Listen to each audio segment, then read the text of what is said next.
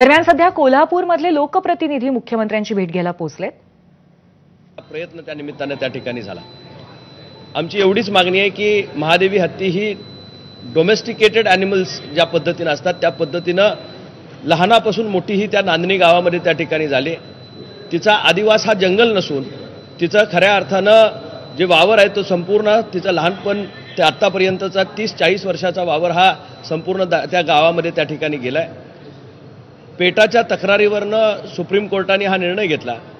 निश्चितच त्यामध्ये सुद्धा काही या ठिकाणी मार्ग काढून ज्या पद्धतीनं नागपंचमी परत एकदा या ठिकाणी सुरू झाली त्याच धर्तीवर हत्ती हा कदाचित शेड्यूल 1 मधला या ठिकाणी ॲनिमल जरी या ठिकाणी जंगली प्राणी म्हणून असेल तरी सुद्धा लायसन्स ॲनिमल्स जे आहेत जे काही फेस्टिव्ह सीझनसाठी फेस्टिव्ह कामासाठी या ठिकाणी काम घेतलं जातं त्यामध्ये सुद्धा हत्तीचा उल्लेख त्या ठिकाणी आहे।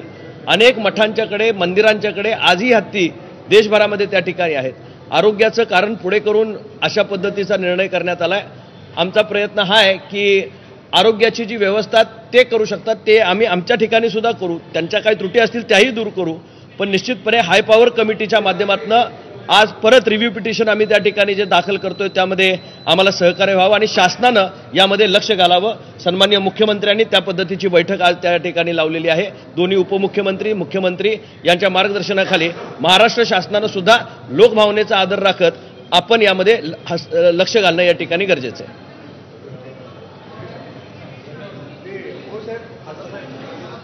तर वनतारा मधल्या महादेवी हत्तीणीच्या संबंधामध्ये चर्चा करण्यासाठी कोल्हापुरातले लोकप्रतिनिधी मुंबईत आलेले आहेत, मुख्यमंत्र्यांची भेट घेणार आहेत।